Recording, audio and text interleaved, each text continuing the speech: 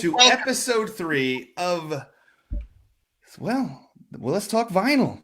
Vinyl E, with Trey and Anthony. And tonight's special because it's 30 years in one day since the band that has made us a community of such great friends and family really started. 30 years and one day ago, Pearl Jam played their first show ever in Seattle. And today we're sitting here and talking about them in a manner of drinking wine and talking music and love and community. And today's song is perfect because it is alive.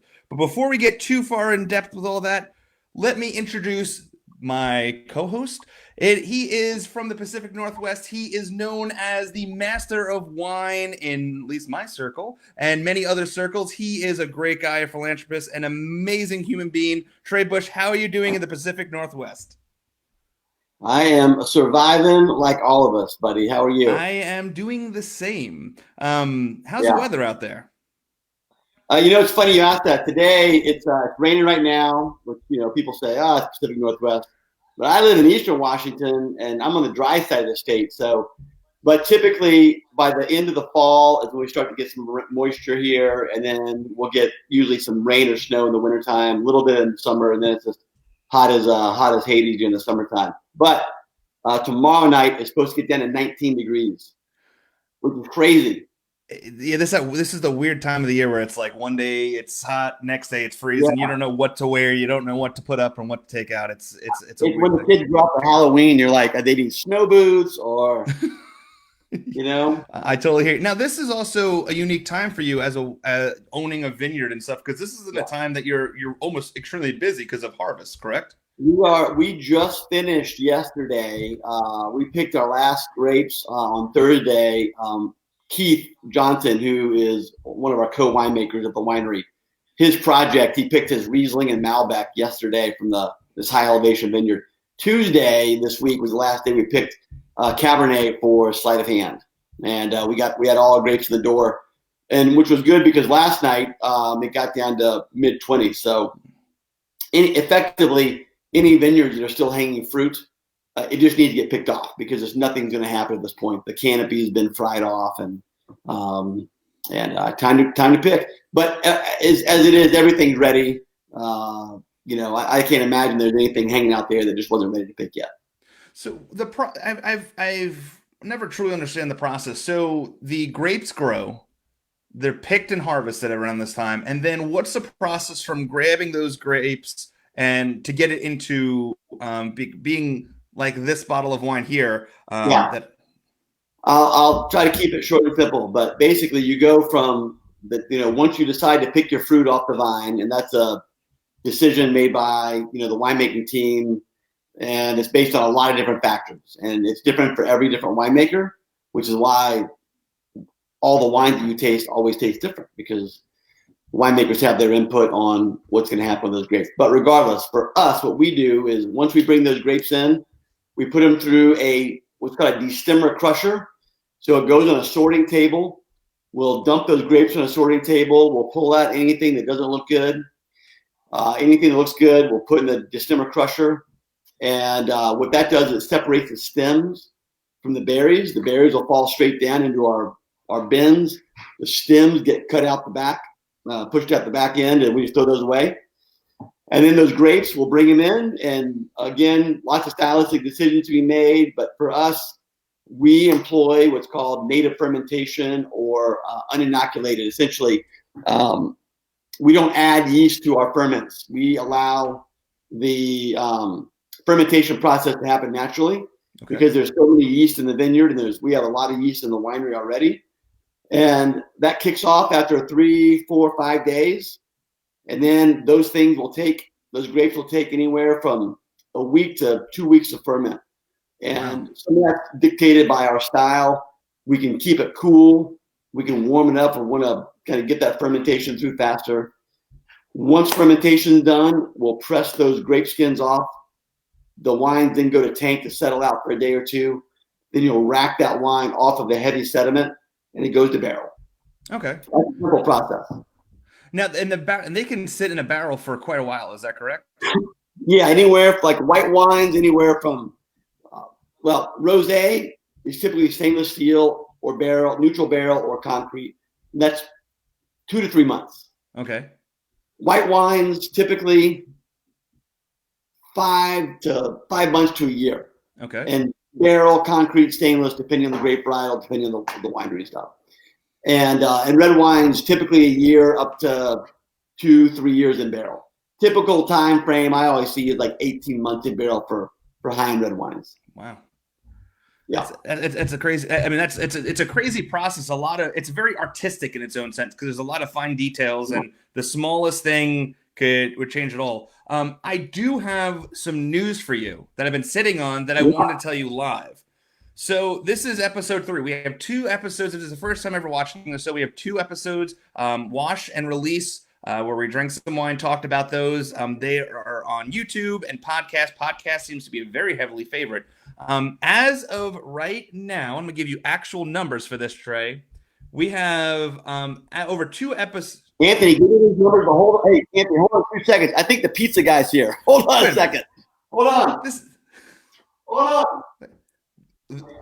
I've done over 200 episodes of podcasts. Never once have I ever been cut off for a pizza guy. This is interesting. I'm in. You ready now? 2 episodes. Over now, this is a podcast version over multiple platforms: Google, Spotify, iTunes. We have been listened to 9,474 times. And my favorite comment out of all of the comments, and this is where it gets interesting. That man Trey's voice is extremely sexy. It was one of the comments. Trey, there you go. Obviously, my fiance Holly's been listening and that's good. Oh, good. Hey, whatever reels them in, right? Whatever reels them in. Well, but listen, whatever. What are we drinking tonight? Because first of all, this is the first time we're actually both drinking the same wine. Right. And this is traveled well. I'm glad it has. So I sent you a wine that we made in only 2 vintages right now. And you say we're drinking the same wine. Actually, I'm drinking the 13 vintage, the first vintage I ever made of this wine. And you're drinking the new vintage, the 17 that I sent. It's called Light Years. And all you Pearl Jam fans, I assume that's the only reason you're watching this podcast or listening. It's, let's see here, 13 vintage. Lewis Vineyard, which is in the Yakima Valley. And I started making this wine in 2000. We bottled this wine in 2016. I kind of touched on it earlier. In 2014, I lost a good friend on today, 6 years ago today. And he was my mentor in the wine business, Eric Dunham. And so I decided to make a wine for him. And I just wanted to dedicate something to him, then got him, kind of where I am today is because of that. And so we're drinking the Light Years, and you're drinking the 17. I'm drinking the 13. It's 100% Syrah, and it's 100% delicious.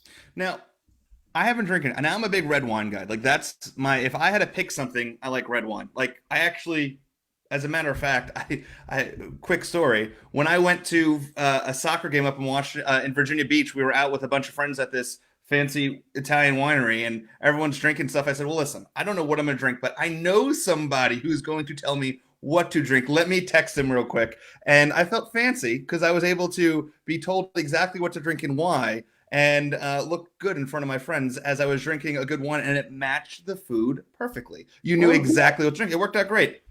Perfect. But now I haven't drank any of this. What should I taste on my first sip? Oh man. So the 17 vintage was aged in concrete as opposed to aging in oak. So you're not going to get any oaky notes on that. But this vineyard usually provides the Syrah typically has a lot of meaty characters to it. You get a lot of peppery characters to it as well. And then this vineyard typically is more red fruited, and I always sort of relate it to like red raspberries, red cherries, things like that. So, but again, everybody tastes different things. Oh, this is good. Oh, this is really good. Good. This is extremely good. I like a red wine. I can drink red wine all the time. This is good. Now, and also I've realized like your bottle is there. It seems like this is a large bottle. Like this seems like it's a lot of one. Like me, like hey, the last two shows we did, I drank a whole bottle of wine. I don't know if I can drink this whole thing. I'm gonna try to, but I don't think I can. I wouldn't. I mean, that's probably 14.5% alcohol. I'm sure. Oh shit. I'm sure it is. Yeah, this is 14. Mine's 14.7. I don't know what yours is, but anyway. 14.5. All right. That'd be fine. I wouldn't drink a bottle of it. You'd be here by the end of the night, but I don't. I'm like I said. I don't have a wine cellar. I'll have to figure this out. You have to tell me later how to store this properly. keep it cool. Keep it in a closet or something. I'll do that. Don't put it on top of your fridge or anything like that. Well, okay. So this first of all, the wine's amazing. I definitely taste. You were 100% correct. Last time we had this, I went off the deep end. I grabbed this bottle of wine because it sounded fancy, and it wasn't. There was definitely a weird, unique taste. What I like about this is a richness to it. As soon as I taste it, I really taste, like you were saying, the berries and the fruit. I taste it, and then it's got a soft aftertaste that's really soothing. That I thoroughly like because I do like red wines, but there is a lot of red wines that the aftertaste can be extremely harsh and almost bitter to the tongue, where the initial taste is good, but the aftertaste is kind of bad. This is not like that at all. This is amazing. Oh, good. All right. That's usually the tannin, and red wine usually has a lot of tannin. But again, lots of winemaking techniques out there to kind of make like big, round, soft tannin. So, but don't be afraid of them. Usually food, anything with tannins in it, food usually pairs up well. That fattiness kind of cuts through those. So, this would be good with like a steak, then, like potentially. Oh, it'd be great with a steak for sure. Yes, absolutely. Okay. Any good piece of red meat with that. I know what I'm doing for my barbecue next week. Perfect. That's right. Now, tonight's song is Alive, which in real retrospect, if you were not a fan of Pearl Jam or didn't know much about Pearl Jam, that is a song that is extremely played heavily on the radio. It's been around a long time. It ages extremely well, like your wine. And there is this kind of kindness to that song that it touches people in a way that the song means one thing, but it's how many times, Trey, have you been to a concert where you see a sign that says "Alive, saved my life"? Because it's countless for me. The song definitely has been a staple in many people's lives where it affects you in a way that is in a positive manner. For sure. I mean, it's absolutely the first song that almost anyone heard from Pearl Jam, I'm sure. You take away the meaning of the song, just the guitar riffs alone, the entry, it's just, that's what drugged me in for sure. I heard that, and I think that's why I gravitated to this band more than, although I loved all the other Pacific Northwest bands, but they just had that 70s, guitar rock, great chords, great guitar solos, all that stuff. And this song encapsulated all of that in one song. And then you dive into the story too, and you're like, I mean, it was, that's some deep shit. And it really is. It is deep. Yeah. Yeah. And so, I absolutely see how people listen to that and relate to it and, sort of tie that into their own story and what it means to them. And that's, the power of music for sure. 100%. I mean, the ability to, when Eddie gets to the point where, I'm still alive and, and then you get if you go to a show where the crowd's behind the chorus of that and they're into it, and then Eddie's into it when his yeahs are extremely loud and heavy, you're seeing an excellent version live of that song. Yeah. I've seen Alive quite a few times. I remember there was I couldn't tell you a concert that I haven't seen it at, but that's, I also can't remember all my concerts either. So it just feels like absolutely the first, from 92 through, 95, 96, for sure I saw it at every show. And then I'm assuming I saw it at, almost every show after that. So, but if they did play, typically, if they would play 2 nights in a row somewhere, you maybe would only hear it one night. Sure.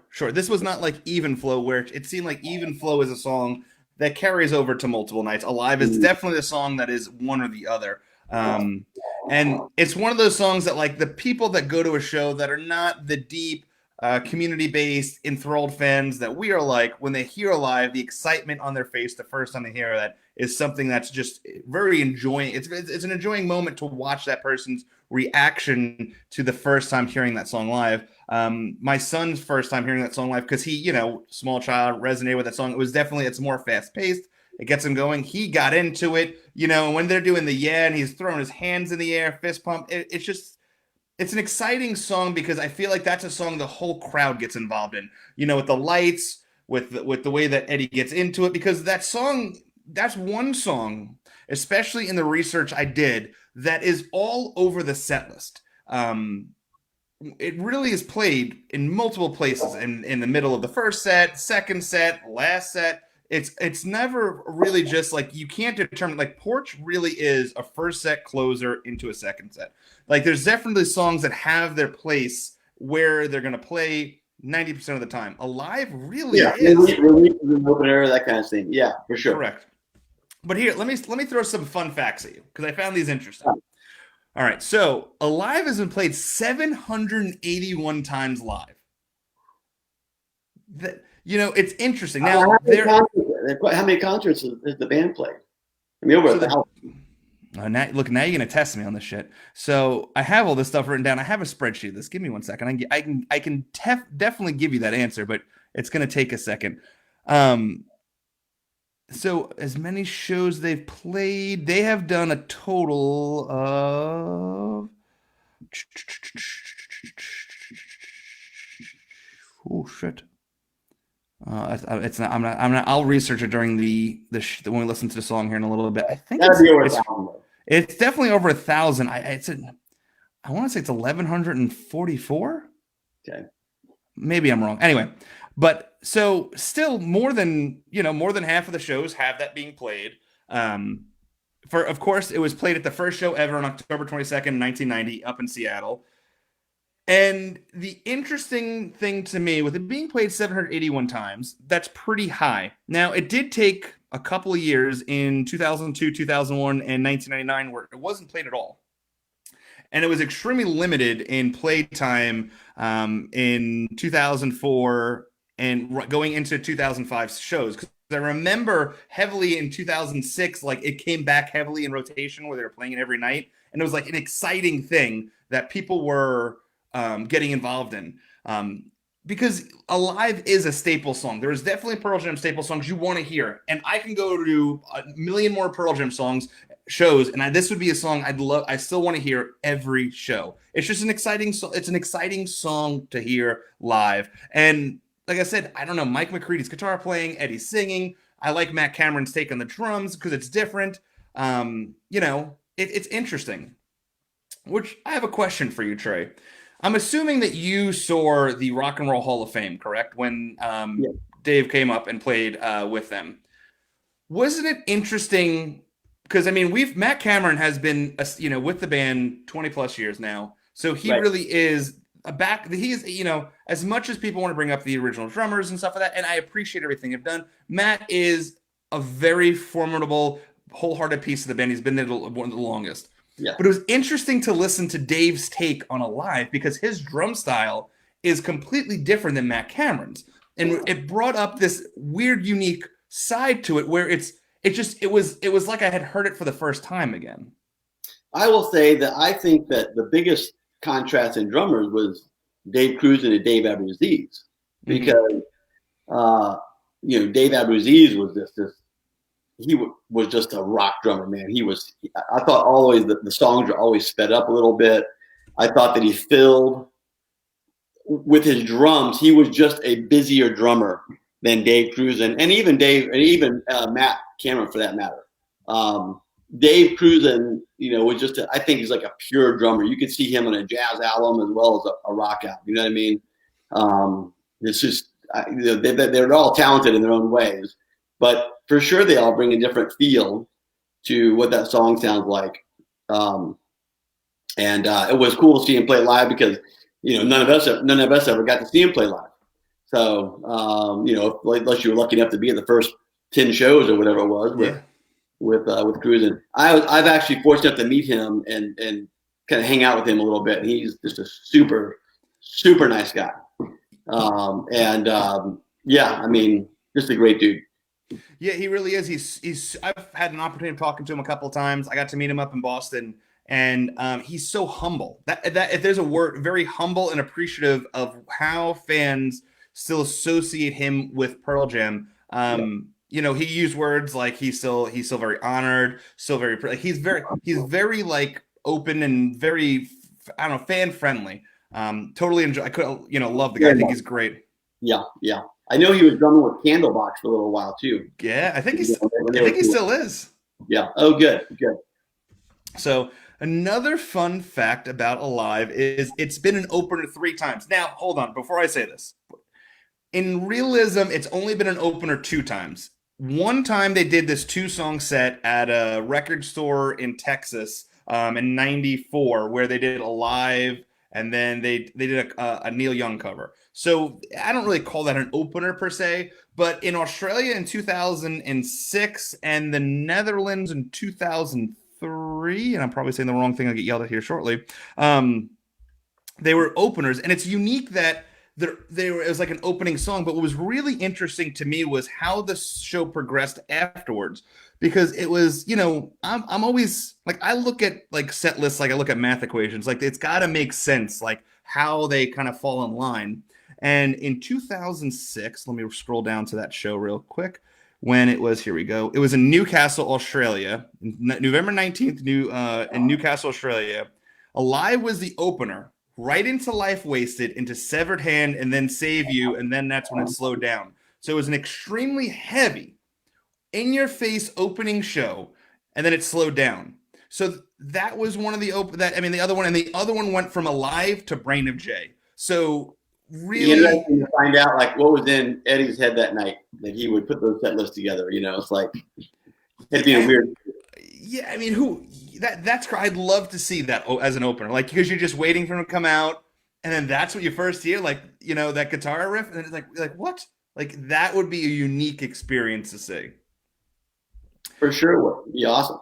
And then I'm honestly surprised it didn't happen more in like 90, 91 or 91, 90, like 91 for sure, when they played, 150 shows or whatever, 91, 92, when they were just playing all the time. I'm surprised they didn't play it then at least once, but they only had one album, and that song doesn't really fit as an opener. No. It was in 91. It was the other third time we're talking about. It was an opener at a place called CD World, and it was, like I said, it was only 2 songs played. Yeah. Alive. It wasn't a Neil Young. It was Porch. So those 2 songs were played, but that's it. But that's not really an opener. That's kind of like a tease of an album. Yeah. The set list, in the 90s, in the early 91s, you're going to have your onces. You're going to have your is really going to be your opener for those shows. Yeah. I mean, it was a different time. So I think they were probably, they started off with faster songs like Once or Even Flow or whatever back then. Just correct. To launch into the shows. I mean, Drop in the Park, I think they probably opened with Even Flow, or maybe Once. I don't remember, but that was 91, correct? September 92. September 92. I can find out for you. September 92. Magnuson Park. The opener for that show, and that was, here we go, September 20th. The opener for that show was Even Flow. Even Flow, there we go. That was 12 songs.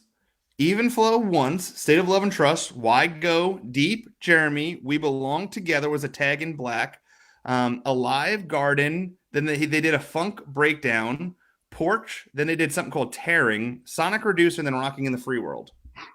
That was a great show. Good stuff. That was pretty good. I can only imagine. Now, the other interesting fact was, and this is interesting, it's been a closer 17 times. So it's been, and I can see that being, I think I've actually have seen it as a closer, and I was trying to look, but it's 17 times. I think it was, I'll tell you right now, when I saw it as a closer, it was in 2010. No, I lied. Shit. Yeah, here we go. It was 2000 and it was 2009, September 21st. It was at the Key Arena in Seattle. So it was a closer. So interesting, closing. It is an interesting closer, but I kind of like the Alive to Rocking in a Free World. Yeah. I think that's a good double for a closer. That's a great transition. Mm-hmm. Oh, let's see. Oh, here we go. A couple people say, Matt says, Trey, love your Pearl Jam electric cap. I wanted that so bad. Man, my first time watching AK in a while. Been so busy. Well, Matt, welcome back, buddy. Mark Kirby, I wish I liked wine. Well, listen, I'm going to tell you something, Mark. I am not a huge wine guy. Now, Trey is definitely transitioning me. It's real simple, man. Check out his website. He'll get wine out to you. Trey, can they actually call you and be like, hey, this is what I like. What do you recommend? Yeah, they can, just go on the website. I got a contact page for me and ask me some questions, whatever they want to do. Yeah.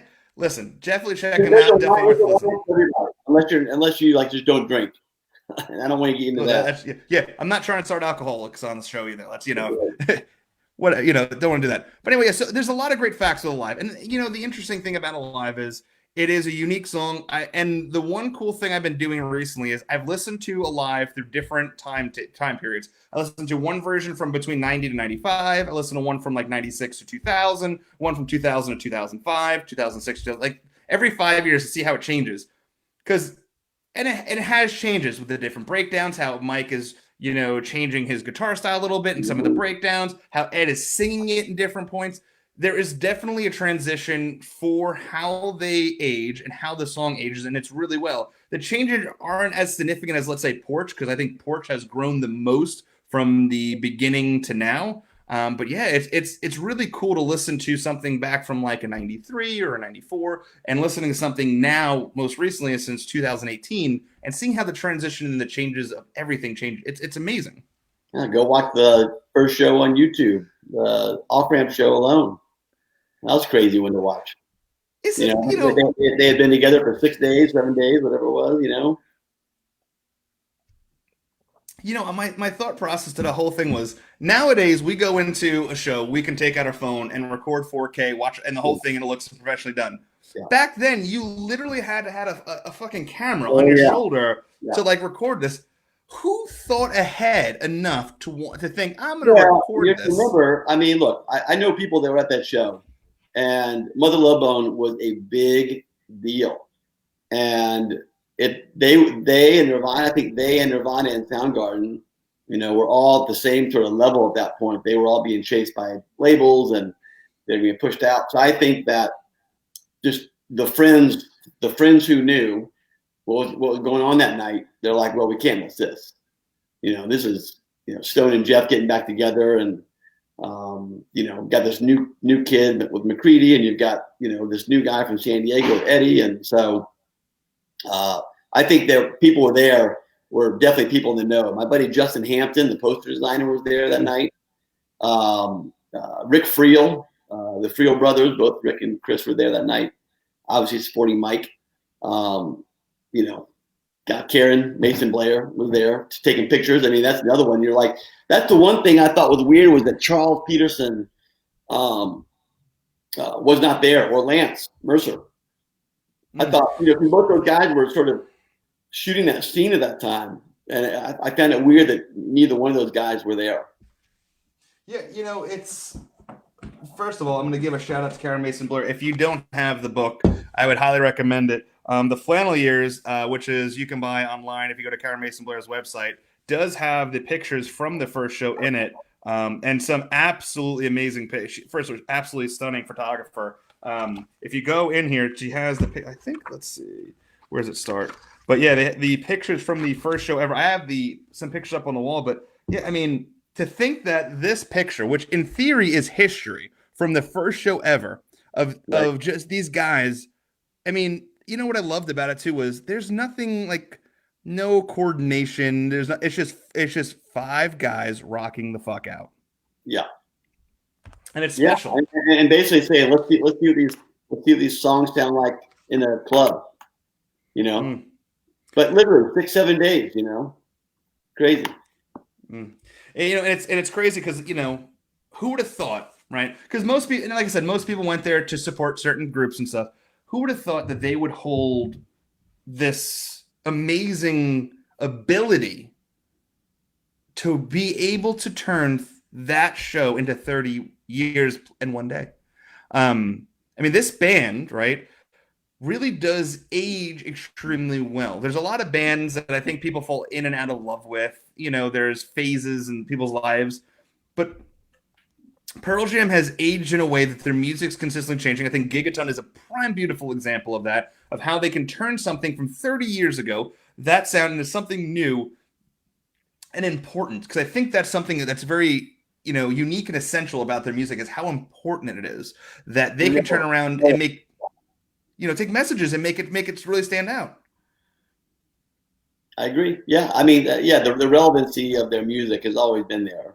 It always feels like they're speaking about a time, and so, as they've aged and matured and the world's changed, they've, certainly lyrically, their music has changed with it too. So they do a good job of bringing awareness, I think, to what's going on, even though I think we're all hyper aware of what's going on this year. So, sure. Trey, what does Pearl Jam mean to you as a fan? How long is this podcast? I mean, we can talk about the music, but what I can tell you is that, I would not be, literally would not be where I am today without Pearl Jam. And I'll tell you why. Because after I saw them in Athens, Georgia in 1992, I quit school and packed up my car and I moved to Seattle. Because I knew that was going to be the scene, and it was the scene already, but I just was not going to miss that. And just that decision alone, the reason I moved to Seattle, which is how I ended up out here in Walla Walla in the wine business from people that I know through the music business in Seattle. And so, I wouldn't be here. I'd probably still be back in Atlanta, working some job as a accountant or who knows what, So from that standpoint, it's certainly a life-changing band. But they've always been a band that musically has always, every album, even with all the changes in the albums, all those songs still speak to me. It's rarely that, I'll hit skip on an album, I'll play through all those things because all those songs they all mean something. Yeah. So, yeah. No, that's awesome. Sure, that's a short answer. So. No, it's, it took my wife a while to realize why I do all the things I do and why I guess half my house is full of Pearl Jam stuff. Right. And why we moved to accommodate all that stuff. But yeah, no, looking over 30 years, it wouldn't be truthful of me to say that I was a fan for 30 years because I wasn't. I was much younger at the time they came out. My dad's girlfriend at the time, who's introduced me to them when Versus first came out, and that was what hooked me and got me involved in it. I think I was 7 when Versus came out. Right. And then later on in life, their music spoke to me in a way that was passionate, and then it built me friendships that are invaluable. It's amazing. I've heard just about every song you could possibly hear at a Pearl Jam show. I've heard it all. So there's really no chase for me anymore. Strangest Tribe was a song that I chased for a long time. I finally got it. So it's I kind of got everything. But, the one thing that I can't thank him enough for is for people like you. Or people like, Tim and, Tim DeJulio or Rob Benson or Rob Bleedstein, or these people that I've met because of Pearl Jam and because of the community around Pearl Jam that introduced me to these people. And if you really think about all these great organizations that came out of it, think about this much. while we are not associated with Wish List Foundation, which is an organization that raised so much money for so many great things, was created because of the passion behind Pearl Jam, and that changed people's lives. And there's people that are doing things like there's Footsteps in the Sand, where there's Daryl and John Fuller and all these people that come together and raise money for people that were sick, because they all came together because of Pearl Jam. So a man is sick and he's fighting cancer and can't pay bills. And what do a bunch of Pearl Jam fans do? They step up to cover it. And it's because of those moments and those things that it's like, this is more than just music for me. It's a life-changing experience. And it's something that I admire and hold dear. And yeah, man, I don't skip. I love the shows. It's something I look forward to all the time. It's absolutely amazing. You couldn't have said it better. That's great. Well, let's do this. We are going to play a song. This is from 1992, up in Maryland. This was at a little record store. This is Alive in a very unique stats. We're going to do this. We'll come back. We'll talk some more about some stuff. But we're going to see a video. We're going to see a video. Cool. You ready for this? I'm ready. Here we go.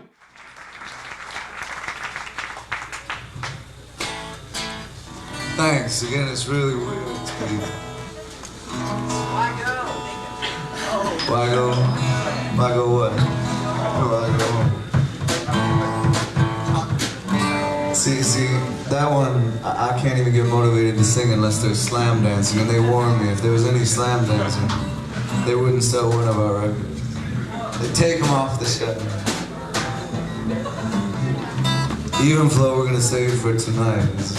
Whoever's going tonight, we promised to play that one louder and faster than ever. What are we gonna play? Play Alive?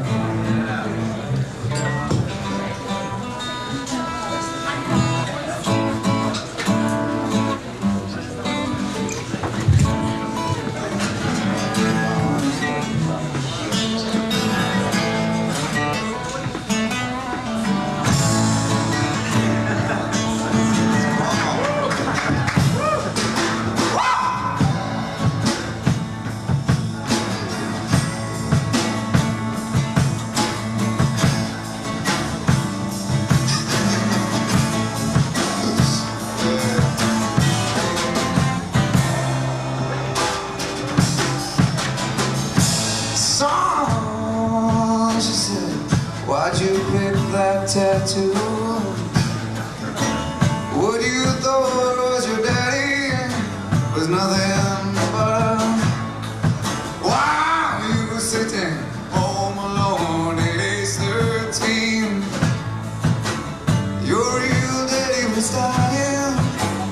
Sorry you didn't see him, but I'm glad we talked.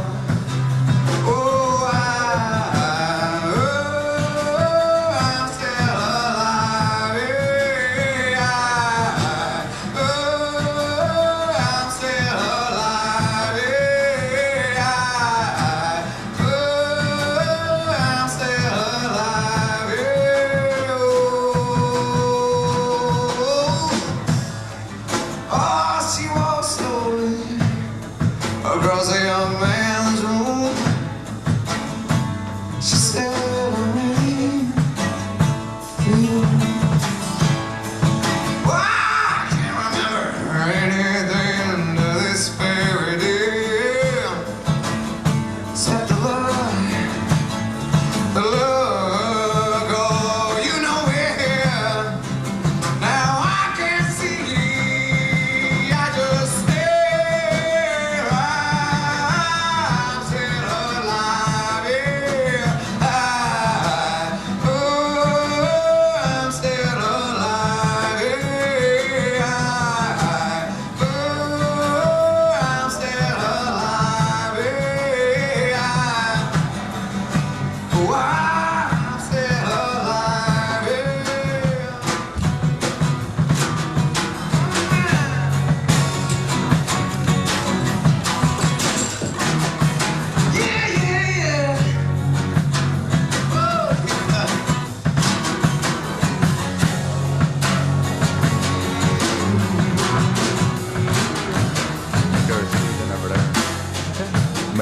leaving over there. It's something wrong, she said. Of course there is you. You're unplugged, she said. Oh, it's driving me crazy. Is that the question? Whoa, and it's so. Who answers? Who answers? I'm still alive. Yeah, I'm still alive. Yeah, I'm still alive. Yeah, I'm still alive.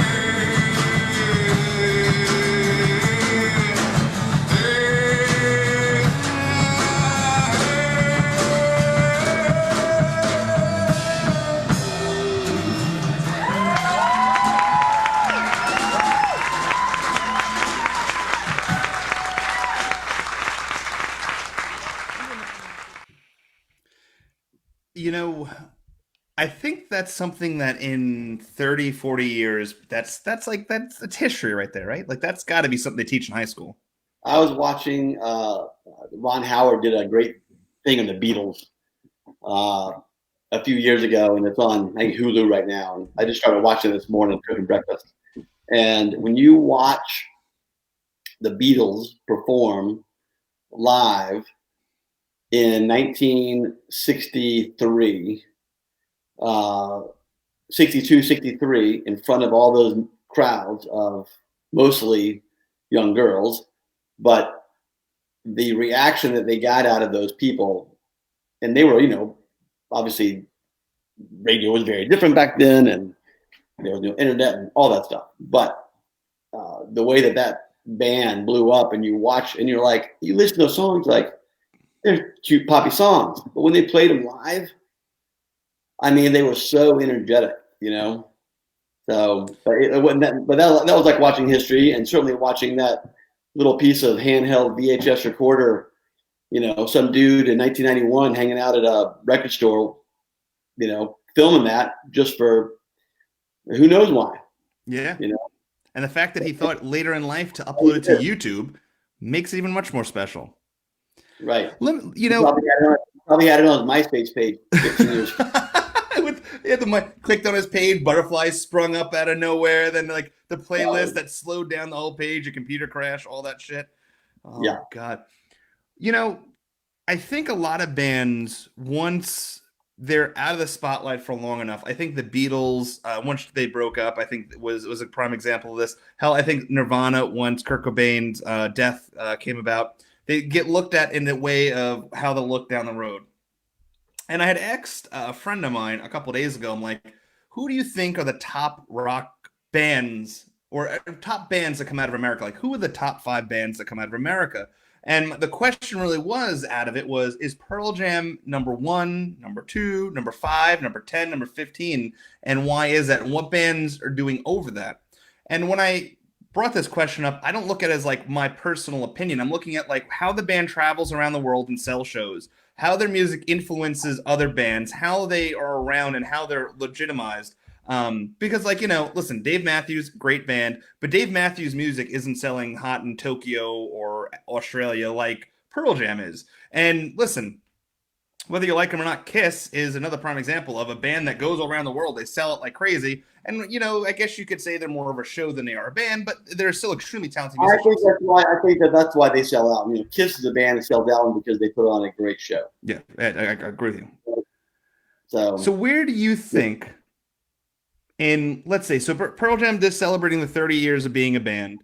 They're not young bucks anymore. I don't know how their touring schedule is going to be when touring is allowed.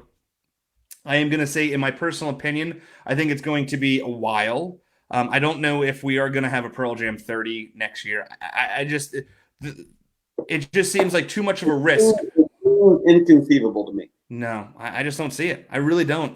And as much as I don't want to be Debbie Downer, I can't imagine this band, especially Mike McCready, with his preconditions, with having Crohn's, risking anything. Because he has a family, he has things, risking anything to put on any kind of shows. We might start seeing more of these live shows coming out, which I think are clever. Being able to see the older shows and whatever. Yeah. I would love for them to pull Pearl Jam 20 out of, let's get Pearl Jam 20 out. Let's stream that. Can we get that? Because I've been waiting for that for a while. But I think it's. I don't think we're seeing Pearl Jam next year either. Personally, that's just my personal opinion. I have no insider information. I know nothing about nothing. I would love for him to come out tomorrow and be like, we're gonna do like the Flaming Lips did, and everyone's in a bubble, because I'm totally doing that show when it comes around. Have you seen that? I did see that. Listen, and the crazy thing about that, how many people were there? I think 500 people. Yeah. So the way they're doing it right now is, you have to be a member of the fan club, and you have to say you want to go, and it's a raffle, basically, type deal. Tickets are kind of expensive. I think it's like $150 a ticket, but you go to the show, you get in a sterilized bubble, and basically it's like you're in the sterilized bubble the entire concert. So it's like a positive and negative of everything. But I think depending on the size, it's anywhere from 250 to 500 people. That's great. But dude, I've seen Flaming Lips. That's another band I've seen quite a few times, and that is one of those bands that I've never done LSD before, but I feel like that is what an LSD trip is like. Seeing that. I've seen the Flaming Lips once here in Walla Walla years ago. And it was fun. And Wayne came out in the big bubble, and for a couple songs. It was fun. Oh, so good. Oh, great. But yeah, so how do you think Pearl Jam is going to be conceived by a generation that, let's say, a child is born today? So in 25 years, at the hype of when they start learning into music, so then the band will be celebrating its 55th anniversary. How do you think? It just depends. It depends on who you talk to. Yeah, I know that you have plenty of friends that look at you like you're nuts. Oh, yeah. You're like, how do you listen to that band? And you can't. It's like trying to talk to a Trump person. You're like, you can't explain it to them. They either know, they know, they don't. If they get it, they get it. And so it just depends on who you ask. Well, the real big question is, do you think that they will be looked at as one of the staples of as the top American bands of all time? For me, of course. Yeah. With REM, you got a bunch more too. So I agree. We've had a pizza interruption. We've had your fiance interruption. This has been. I just got home, so. Well, that's great. No, it's good stuff. Good stuff. P.S. I'm gonna tell you something too. If you haven't known, Trey is an amazing photographer. His wife is an amazing model. A lot of good stuff coming up online. It's good stuff all over the world. Thanks. No, dude, I love it. It's good stuff out there. But in the grand scheme of things, we're here to talk about Wine and Pearl Jam and Alive. I think Alive is probably one of the top 10 greatest songs they've ever put out. In my opinion. Hard to argue with that. I think I'm very excited to see what comes out next. Now, before we get into the breakdown and everything else, the wine Light Years, if somebody wanted to purchase this bottle of Light Years, which is absolutely fantastic. We only made like 75 cases of that. And so that wine's already almost sold out. But they can go on. That wine is on our website, on the Slieght of Hands Cellars website. You can find that bottle if you want it. We're taking a portion of the proceeds, and those being donated back to the suicide prevention for Washington State. We've got a chapter in for there's a national organization, but there's a chapter in Seattle for that. So, dude, love it. I think that's commemorable. That's right. That's the word I'm looking for. I think so. I don't know. Commendable. You know when you say a word too many times, it just doesn't sound right. I think that's what I'm doing right now. Yeah, as long as it sounds close. What have you been listening to any new music recently? Oh, I think I just mentioned that I had listened to the new, but on SoundCloud, Jason Isbell put out a live show this Saturday. He's been putting out a lot of live music, but Fontaine's DC. Are you familiar? Never heard of him. All right, you've heard of Idols? Okay. In the same vein, I like this band better, actually. I like Fontaine DC better. They got a new album called A Hero's Death that just came out, and it's one of my albums of the year for sure. Wow. So I don't know if you're a big Tom Petty fan, but he just put out the Wildflowers and the Rest, a super deluxe edition. I saw that, yeah. So it's like all like the B-side stuff and like a 6-7 album set or something like that. Dude, it's so amazing. And it's crazy because I remember, listening to the song Wildflowers growing up, and it never was a popular song until his passing, when a lot of people started covering it, because it does kind of have that meaning towards, being, someone passing and being a part of something greater than what they were struggling with or whatever case may be. And I love it. But no, this is an absolutely amazing listen. I believe it's a shit ton of songs. I want to say it's like 54 songs on it. Some live songs, some, rarities. Yeah, I think there was like a 6 or 7 album LP that came out. If you wanted to get like the deluxe edition. Oh, it's so good. And then, it's interesting. We were texting last week and you sent me a video, and it made me, I had interviewed an artist. His name's Paul and the Tall Trees a couple weeks ago, and he went on tour with Charles Bradley for a long time. Right. And I love Charles Bradley. Charles Bradley is amazing. And Paul and the Tall Trees, if you've never heard of them, I would highly recommend you listen to them. They are absolutely amazing. They just put out a new single recently, a new video on YouTube. But Charles Bradley is one of those artists where if you don't listen to him for a while and go back and listen to him, God, like that is a man that his voice just stings you. Like it's such emotion. Yeah. Charles was lost in obscurity for years as a soul singer, and I don't remember how he sort of had the second wind, but all of a sudden he was discovered again, and really made a great career out of it in the end. He died way too soon. He played my buddy's festival in Sonoma with Chica. I remember Jeff telling me about that show and stuff. But I'll tell you a couple of other things I listened to is Richard Stuverud, the drummer, for Jeff Amen's band R&DM, and used to be the Fastbacks and a bunch of other bands. He's got a new EP out that you can buy on SoundCloud. Highly recommend it. I think it's a 6-song EP. And another Pearl Jam connection, Danny Newcomb got a brand new album out, a solo album, and it is awesome. He's got one single out. You probably find it on his Facebook page and listen to it. But I've listened to the whole thing, and it is awesome. So there's a couple more that are worth getting. Now, Richard, with Richard's bands that he's done, have you ever heard of his band Slow Phase? They put an album out at the beginning of the year. What was it called? It's called Slow Phase. It's a very 70s sounding vibe band. It came out. I gotta go check it out. I'm friends with him on Facebook and chat with him every once in a while. But he plays every day and recording. He does. He records all the time, and so it's kind of hard to keep up with him. Oh yeah, dude. So Slow Phase, in March 20th of 2020, he came out with this band called Slow Phase. It's only an 8-song EP. But it is, dude, it's like got this, and he sings on it too. It is absolutely amazing. Matt Behan says, thanks to Jeff Amen, I can't stop listening to the EOB album, Earth, from the guitar player from Radiohead. That's a good one too.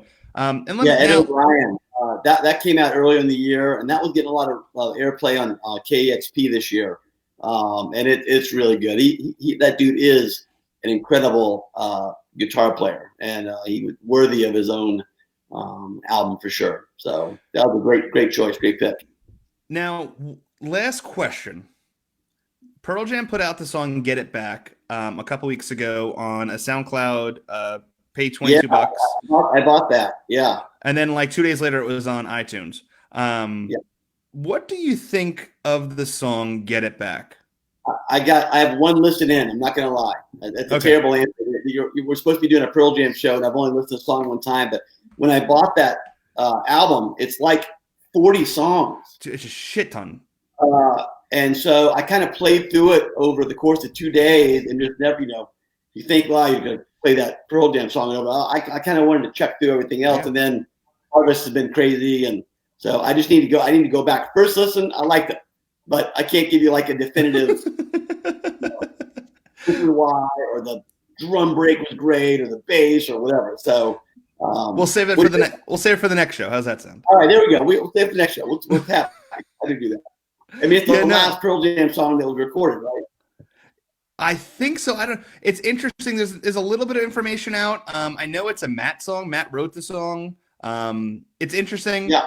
It took me a while to dig it because I'm not a big fan of I feel like I don't think Ed's voice needs to have like effects to it, and there's definitely effects to his voice on here, and that kind of threw me off a little bit. I do like it. It's just different. It's one of those things it's kind of like the first time I heard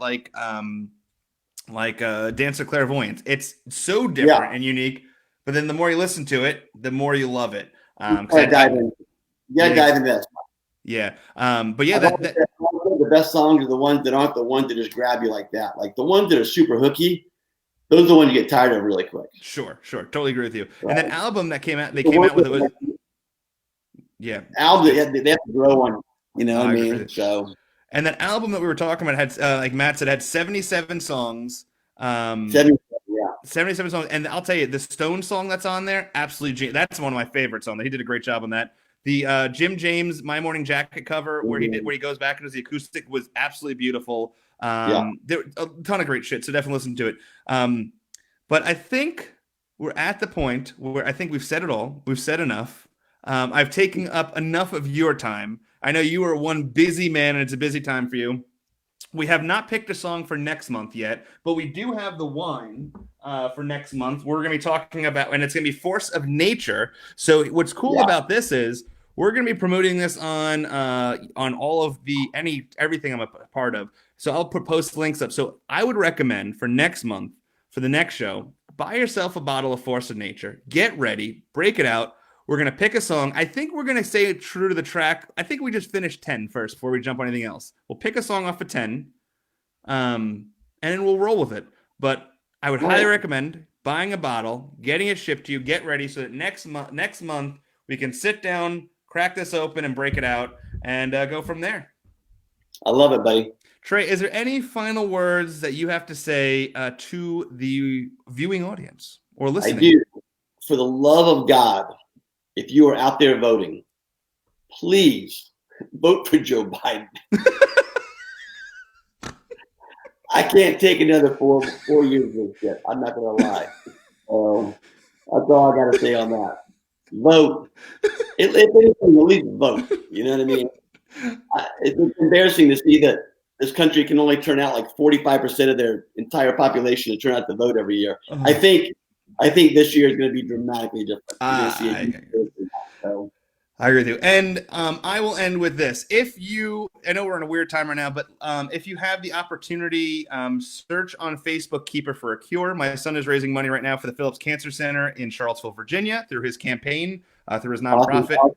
Awesome stuff, buddy. 10-year-old kid raising money as a goalkeeper to raise money for these women that are unfortunately don't have the insurance or the coverages to offset the financial burden that is them fighting breast cancer. So if right now, I believe as of today, he's raised $1,783. So he already went over his goal of $1,500.